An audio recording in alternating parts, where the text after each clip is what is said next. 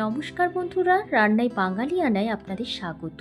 আমি প্রিয়াঙ্কা ফুলকপির একটি সম্পূর্ণ নতুন রেসিপি নিয়ে হাজির হয়েছি। একদম মাখনের মতো এই ফুলকপির রেসিপিটা, পুরো মাখনের মতো একদম সফট নরম তুলতুলে এই ফুলকপির রেসিপিটা।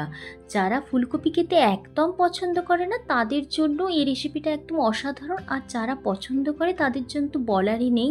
এই রেসিপিটা যা সুন্দর খেতে হয়, আপনারা এই রেসিপিটা একবার বানালেই বুঝতে পারবেন যে বাচ্চা বড় সকলেই আঙুল চেটে খাবে এই রেসিপিটা, এত অসাধারণ খেতে। ভিডিওটি সম্পূর্ণ দেখবেন স্কিপ না করে, তাহলেই পারফেক্টভাবে বুঝতে পারবেন আমি রেসিপিটা কিভাবে বানিয়েছি। চলুন বন্ধুরা, রেসিপিটা দেখে নেওয়া যাক। এখানে আমি প্রথমে ছোট ছোট করে কুচি করে নিয়েছি কিছুটা পরিমাণ ফুলকপি। যতটা পারবেন ছোট করে কুচি করে নেবেন, আর ধুয়ে পরিষ্কার করে নিয়ে এটা খুব ভালোভাবে একদম রেখেছি। এরপরে দেখতে পাচ্ছি এখানে আমি অর্ধেকটা ফুলকপি নিয়েছি।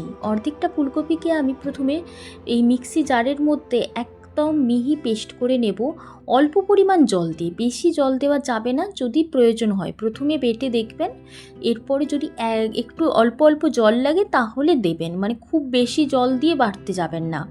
এখন আমি নিয়েছি 500 গ্রাম দুধের ছানা নিয়েছি, এখানে পনিরও নিতে পারেন। আর আদা কুচি নিয়েছি, আর কাঁচা লঙ্কা কুচিয়ে নিয়েছি। আপনারা চাইলে আদা কাঁচা লঙ্কা কুড়াও নিতে পারেন, লবণ স্বাদ অনুযায়ী। আর জিরে আর শুকনো লঙ্কা ভাজা, ড্রাই রোস্ট করে এটাকে গুঁড়ো করেছি। সব মশলার সঙ্গে আমি ফুলকপি বাটাটা আর এই ছানাটাকে ভালো করে মেখে নিচ্ছি হাত দিয়ে। আর এখানে যেহেতু একটু এগুলো বড়ার আকারে করব, সেই জন্য এখানে আমি বেসন অ্যাড করব। আমি এখানে বেসন 1 টেবিল চামচ দেখিয়েছি, কিন্তু আমার এখানে 3 টেবিল চামচের মতো লেগেছিল। আপনাদের কম বেশি লাগতে পারে। বেসনটা দিয়ে ভালো করে আমি এটাকে আবারও মেখে নিলাম। এরপরে কড়াইয়ে আমি সর্ষের তেল কিছুটা পরিমাণ দিয়েছি, আর এখানে আমি 1 টেবিল চামচের মতো ঘি অ্যাড করে দিলাম। ঘি দিয়ে দিলে একদম সেন্টটা খুব সুন্দর হয় বড়ার। এরপরে বড়াগুলোকে চ্যাপটা চ্যাপটা আকারে আমি এখানে গড়িয়ে হাত দিয়ে চ্যাপটা চ্যাপটা করে দিয়ে দিচ্ছি, যাতে করে বেশ ভালোভাবে ভাজা হয়। আর বড়াগুলো আমি দেওয়ার পর একটা সাইড যতক্ষণ না বেশ ভালোভাবে লাল হবে, ফ্লেমটাকে মিডিয়ামে রাখতে হবে, খুব বেশি লো করে দেওয়া যাবে না, আবার হাই করে দেওয়া যাবে না, তাহলে পুড়ে যাবে। যেহেতু ছানা আছে সেই জন্য পুড়ে যেতে পারে তলার দিকটা। এরপরে এক একভাবে উল্টে উল্টে দিতে হবে, একটু সাবধানে উল্টাতে হবে। আমি এখানে একটু স্পিড করে দিয়েছি ভিডিওটাকে, কিন্তু একটু সাবধানেই আমি উল্টেছি। উল্টে আরও একটা সাইড ভালো করে এভাবে লাল করে নিতে হবে, তবেই না হলে জিনিসটা খুলে যেতে পারে আর কি।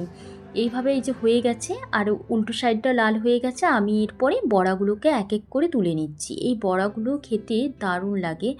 আপনারা এই বড়াগুলোকে তৈরি করলে খেলে বুঝতে পারবেন যে কতটা বড়াগুলোই অসাধারণ খেতে হয়। এরপরে এখানে আমি গোটা জিরে দিয়ে দিলাম 1 টিস্পুনের মতো, আর এখানে গোটা গরম মশলা, এলাচ লবঙ্গ দারচিনি দিয়ে দিলাম। এরপরে মশলাটা বানিয়ে নিচ্ছি। প্রথমে টমেটো একটা গোটা নিয়েছি, আর আদার টুকরো নিয়েছি অল্প পরিমাণ, আর নিয়েছি কাঁচা লঙ্কা একটা, তবে ঝালটা আপনাদের স্বাদ অনুযায়ী দেবেন।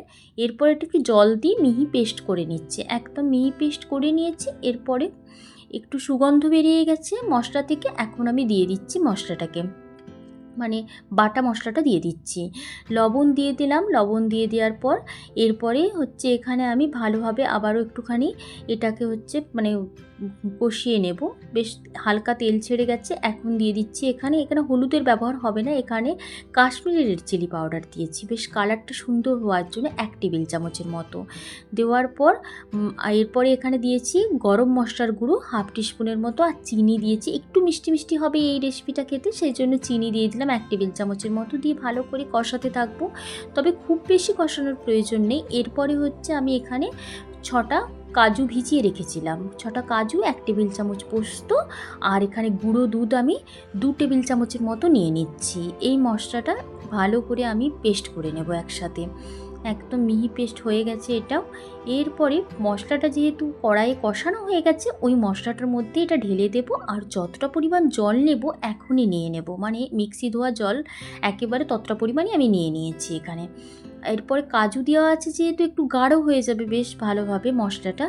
এরপরে মশলাটা ভালোভাবে ফুটিয়ে নেব। ফুটানো হয়ে গেছে এখন মশলাটা, দেখতে পাচ্ছেন একেবারেই গাঢ় গাঢ় হয়ে গেছে। আপনারা জলের পরিমাণটা আপনাদের ঝোলটা কতটা রাখতে চান সেই অনুযায়ী দেবেন, তবে এটা একটু গাঢ় গাঢ়ই খেতে ভালো হয়। এরপরে এখানে হচ্ছে এখন আমার মশলাটা কষানো হয়ে গেছে, বেশি তো কষাতে হয়নি। শেষের দিকে আমি গরম মশলার গুঁড়ো দিয়ে দিলাম। আপনারা চাইলে এখানে ঘিও দিতে পারেন, আমি আর ঘি দিইনি। আমার রান্নাটা সম্পূর্ণ কমপ্লিট হয়ে গেছে। এরপরে আমি এক এক করে বড়াগুলোকে সাজিয়ে নিয়েছি। বড়াগুলো ওর উপরে দেবো না, বড়াগুলোর ওপরে একটা পাত্রে সাজানোর পর বড়াগুলোর ওপরে আমি এই মানে যে মশলাটা বানালাম এই মশলাটা উপর থেকে ছড়িয়ে দেব। তাহলেই কি হবে যে বড়াগুলো ভেঙেও যাবে না, বেশ গোটা গোটা সার্ভ করতে পারবেন যে কাউকে।